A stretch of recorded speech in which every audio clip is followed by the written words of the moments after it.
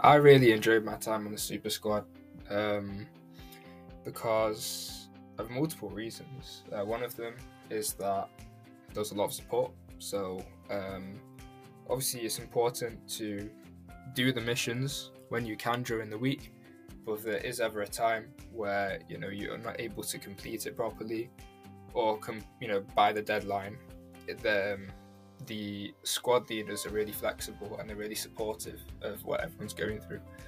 That brings to mind, an example of this when, although I'm not a Muslim, during Ramadan, announcements were placed out on the squad saying about, if you need support, that is there. And although I'm not a Muslim, I really respect that. And yeah, that just sums up how supportive the whole process was. And it was also really nice to do it alongside people as well, and being able to see other people's work and sharing your own.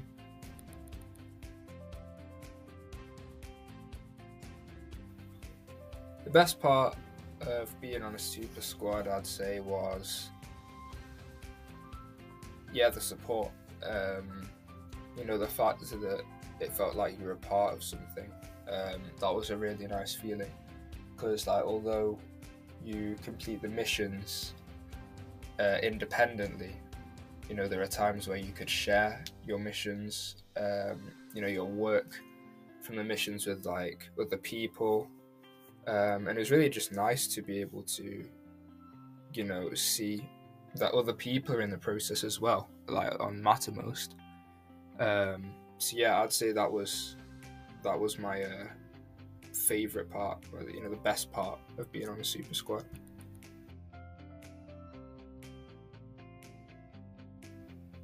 Two of the most important skills I learned, I'd say, is not discounting some of the ideas you have, and also applying certain scenarios to business owners.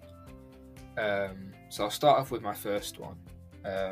I believe it was a important skill to learn during this process, that you put all of your ideas down, because often in life I feel like we can have so many different ideas sometimes, some of them quite serious ideas that we want to do, some of them not so serious, but this process encouraged me, especially I'd say, to put all of my ideas down, because often you can just an idea you can think of and then just discredit it because it's too hard, or it's it'd just be too much work, or something like that. But yeah, just putting all of my ideas down, that's just made me that's a new skill that I've learned, and that's something that I'm going to take forward, because I feel like that's very important. And sometimes thinking of absurd ideas that might seem really hard to do at first, you can tailor them to make them unique and to make them applicable to the market that you're targeting. And then that brings me on to the other skill, which I'd say is thinking and trying to apply different ideas to business owners, because it just helped me to put myself in the shoes of small business owners during this process. And that's quite, it's important to be able, it's an important skill to be able to obviously apply different ideas to different markets, and I think that's quite a good career skill, but also it's helped me to gain a bit of an insight into what these small business owners face. And that's something that if I start my own small business, which I might do in the future, who knows, that's something that I can remember. So yeah.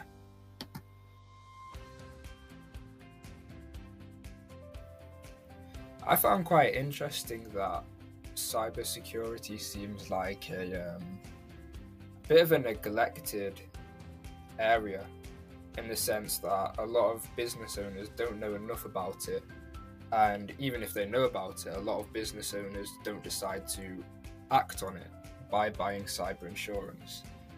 Obviously, times have changed, so me as a teenager, I see, and a lot of teenagers like me, they will see the importance of protecting yourself online, because we've been exposed to stuff like social media, just like different like internet access. This is stuff we've grown up with.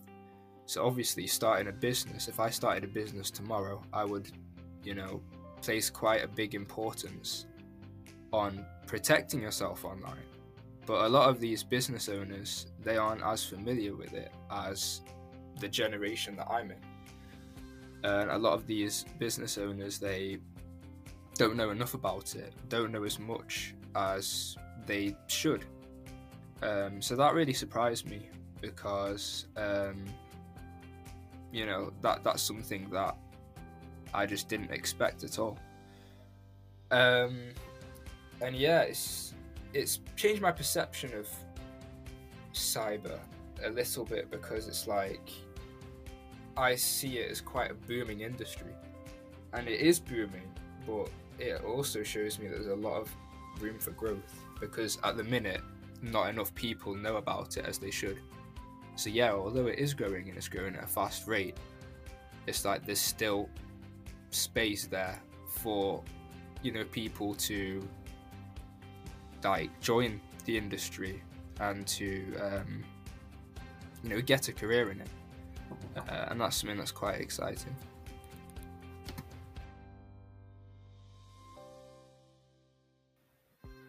What would you say to a company that's thinking about funding a squad? I mean, that's a good question.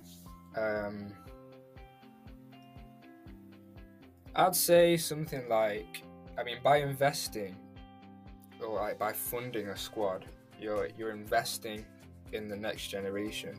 You know what I mean? You're bringing awareness to a topic, and it's like previously, before this, obviously, I know a bit about cyber and about cyber insurance, not cyber insurance, but more like cyber security. I knew a bit about that, but doing this has made me realize how important it is and how many people neglect it. And this is it's a big problem. It goes beyond the want of profit, and it goes beyond the one of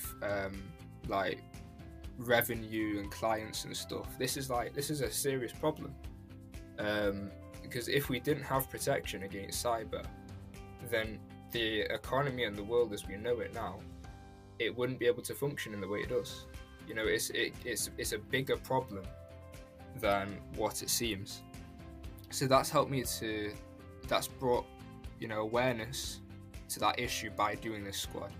So what I'd say is that by funding a squad, you are investing in the next generation, but you're also bringing awareness to a specific topic.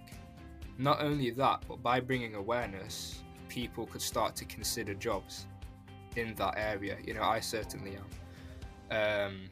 So yeah, it can also benefit the company in that way, that by bringing awareness to that area, it's possible that industry can grow, and that obviously means more profit for the company.